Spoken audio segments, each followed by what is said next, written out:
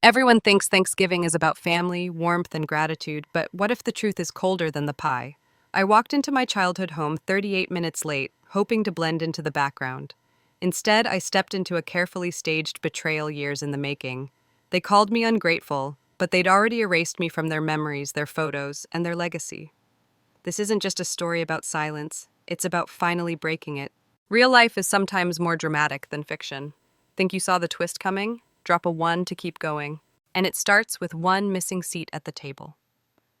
From the moment I stepped into that house, the one I grew up in, the one that now felt sterile and staged, I knew I didn't belong. The smiles were too wide, the greetings too delayed. My stepmother Marlene greeted me with an embrace that smelled like control and condescension, all wrapped in department store perfume. Her voice was all sweetness when she said, "There she is. We were just talking about you," but her eyes betrayed the lie. Across the room, my stepbrother Beckett raised his whiskey glass like I was a vague memory from high school, not someone who once shared a roof with him. And Sel, my half-sister, stood by the kitchen island, perfectly poised, laughing like she belonged to a world I had been carefully cut out of. Everywhere I looked, it was obvious. I was an outsider in my own family. The Thanksgiving table looked more like an Instagram set than a gathering of loved ones. Golden leaves, name cards and calligraphy, a pie bar that screamed, "Curated content." But there was nothing curated about the feeling I got when Marlene raised her wine glass for a toast and called out the ungrateful ones, with a smirk. The laughter that followed wasn't lighthearted. It was sharp, precise. No one stopped her. No one said my name, but they didn't have to. Everyone at that table knew who she meant. That wasn't the first time I'd been erased. It had been happening for years, slowly, systematically. The college fund my mother worked double shifts to save for me had vanished without warning, funneled into Beckett's business dreams with my father's silent approval. When I confronted them, there was no apology, only dismissal. "Beckett needed a push," Harland had said. "You're smart, you'll figure it out." That's what they always told me. Figure it out. Deal with it, move on, be quiet, but the worst erasure wasn't financial, it was personal. At dinner, a tribute video played celebrating 40 years of family. Clip after clip showed vacations, holidays, milestones. Beckett was everywhere. So was Sel. Even Marlene had more screen time than I could count. But me? I wasn't there. Not once. Not until a single blurry shot at a barbecue, unnamed, in the background. A kid at the end of the table whispered, "Who's that lady?" And that was the moment I realized I hadn't been forgotten, I had been removed. This wasn't neglect, it was a calculated deletion. I had spent years wondering if it was all in my head. Now I knew.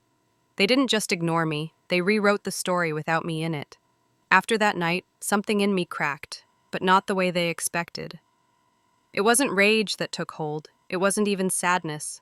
It was silence, sharp, cold, absolute. A silence that whispered the truth I'd been too afraid to speak. I don't belong here.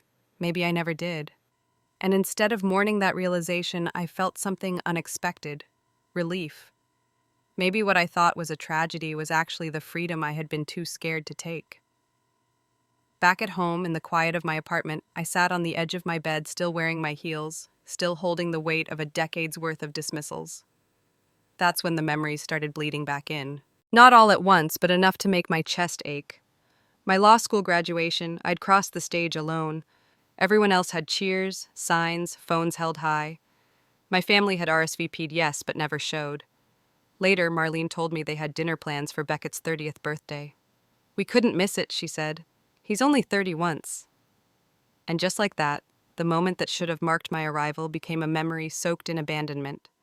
Even worse came months later in an email from the bank. The college fund my mother had scraped together, the one she worked double shifts for, was gone. Transferred, signed off. I had called my father, voice trembling. "Beckett had an opportunity," he said. Like that explained everything. "You're smart. You'll figure it out." The same words, the same cold shoulder. And Marlene? "What's done is done, sweetheart," she said. "Dwelling won't bring the money back." I'd taken out loans, worked 2 jobs, built my law career from scratch. And I'd done it alone, all while they cheered Beckett on like he was the family's legacy, and I was a liability. That night, I pulled out an encrypted cloud folder I hadn't touched in years. Inside, bank statements, signed authorizations, screenshots, all dated and organized. Back then, I'd saved them for sanity, not strategy. I needed proof it wasn't all in my imagination. But now they weren't just receipts, they were power, evidence, truth. And in that quiet clarity, I reached out to the only person who had ever seen me without agenda, Delane, my mother's cousin, the family's quiet archivist, the only one who hadn't smiled while cutting me down. I sent her a simple message, "Can we talk tomorrow?" It wasn't dramatic. It wasn't desperate. It was deliberate. Because for the first time in years, I wasn't searching for closure, I was searching for facts. And in that search, something inside me shifted. I wasn't just the girl who got left out of a video. I was a woman who had survived the fire they lit under her and still built a life worth living. But now, I needed to know everything. Not to hurt them, but to remember, to reclaim, to restore the story the way it was supposed to be told, from the perspective of the one they tried to erase.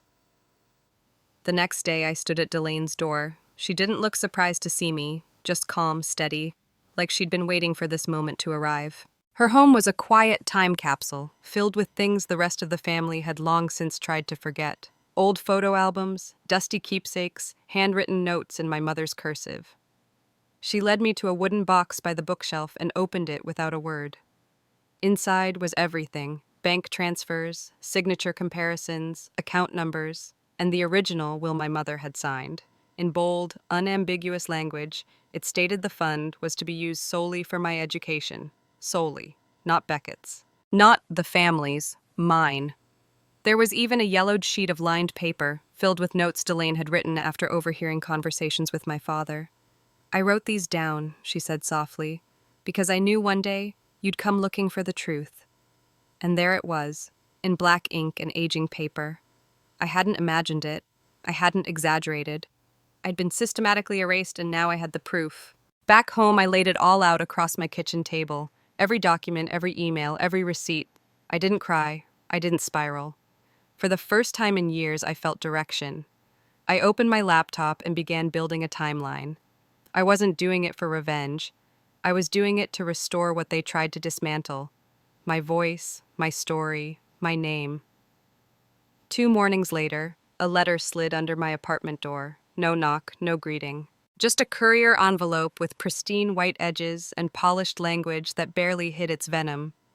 From Marlene's legal assistant, "In the interest of maintaining family harmony, Ms. Manfred Renly is invited to voluntarily step away from the family trust and estate planning process." I laughed. Harmony? They hadn't spoken my name in a decade unless it was followed by a sigh. They wanted to cut me out officially, but make it look like I chose to leave, so I did. I signed the waiver without flinching. Then I added in my own handwriting, "I don't want a cent from people who never wanted me." I left it on the kitchen table for the courier to pick up. No speech, no dramatic exit, just the final page of a chapter they started writing the day they stole from me and hoped I'd never notice. But I noticed, and now I was ready to tell the story out loud. Not to them, they weren't listening, but to the world, because this wasn't just a family disagreement. This was a pattern of silence, control, and erasure.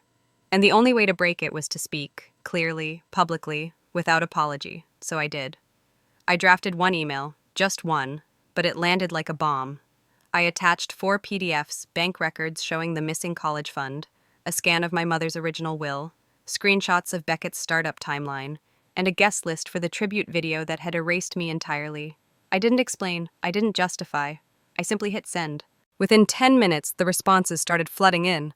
Cousins, distant relatives, even a second uncle I hadn't heard from in years. "Is this real? Why didn't you say anything sooner?" Some expressed shock, some guilt, some just curiosity. I ignored them all.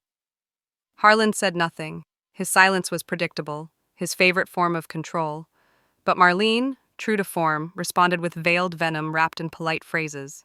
"This is a family matter. Please retract. No apology, no accountability." Just a command disguised as etiquette. Beckett, on the other hand, disappeared. His silence wasn't elegant, it was tactical. No calls, no texts, no cryptic social media posts, just blackout. Which meant he was scared, and he should be. At my lawyer's suggestion, we prepared a formal complaint. Not to sue, not to destroy, but to shine light on what had been allowed to grow in the dark for too long. We compiled everything: mismatched signatures, notarized records, the signed affidavit from Delane. By noon, the documents were public record. By 4 p.m., they were accessible to anyone with Wi-Fi and a reason to care. The ripples were immediate. Beckett's name vanished from his company's website. His LinkedIn profile went dark. A statement followed: temporary suspension pending internal review. Harlan's position on the Veterans Board was under review due to ethics concerns. And Marlene canceled her charity gala. Out of respect for privacy, the press release read. They weren't untouchable after all. That night, Sel texted, "I didn't know it would go this far." I stared at the message for a long time before replying. "You never asked how far it already went for me." She didn't respond, but Delane did. I called her the moment I heard Beckett was smearing me, spinning a story about me being unstable, going through something. She had something else for me. A file I didn't know existed. A formal HR complaint from my first job, back when my ideas mysteriously vanished and Beckett's mentorship suddenly turned into him launching identical proposals. He'd used my trust, literally, accessing my computer while helping me set up my Wi-Fi, to steal my work and nearly sabotage my career. I didn't call my lawyer next. I called a journalist.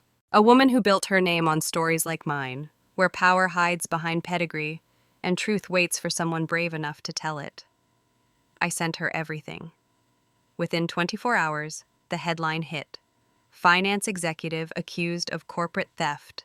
Family cover-up alleged. The fallout was fast, brutal, honest. But for the first time, it wasn't my life falling apart. It was their lies. The next morning, I walked into the county clerk's office with a folder in my hand and a steady breath in my chest. We filed a formal complaint, misuse of trust funds, forgery, breach of fiduciary duty, backed by notarized records and Delane's sworn statement. I watched as the clerk stamped each page, the sound firm and final. By sunset, the documents were public. The truth was no longer just mine to carry. That night, Beckett's name vanished from more than just company pages. His business partners issued a statement. Harland was removed from the Veterans Board, pending investigation. Marlene's name quietly dropped from charity sponsorships she once bragged about. Their influence, once intimidating, now looked small beneath the weight of what they'd done. They couldn't scrub this version of the story. But it wasn't the headlines that gave me peace, it was the quiet. A few days later, I hosted dinner in my apartment. Nothing polished, no gold leaves or name cards, just roast chicken, mismatched plates, and a table full of people who saw me. Delane brought pie. A friend from my running group showed up with garlic bread.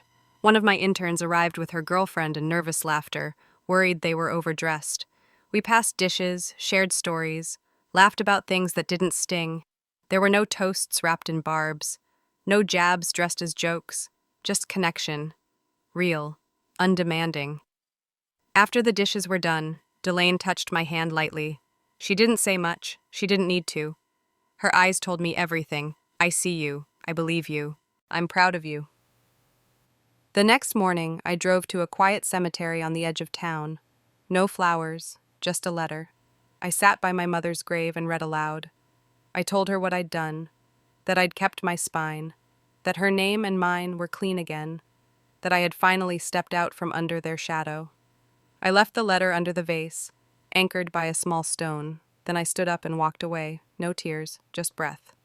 Later that afternoon, a voicemail arrived. Marlene, her voice tight. "You got what you wanted. We lost everything. I hope you're proud."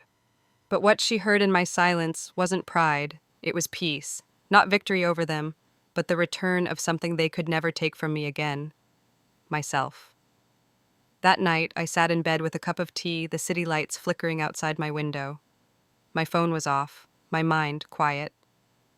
I thought of all the versions of me they had tried to erase. The girl at the end of the table, the law student alone on graduation day, the woman who kept her mouth shut for too long. But I also thought of the woman who stood up, who gathered truth like stones and threw them through stained glass facades. The woman who chose clarity over chaos, peace over pretending. They called me ungrateful. But now, I am more grateful than ever. Grateful that I finally walked away. Because sometimes the bravest thing you can do isn't to stay and fight for a seat at the table. It's to build your own.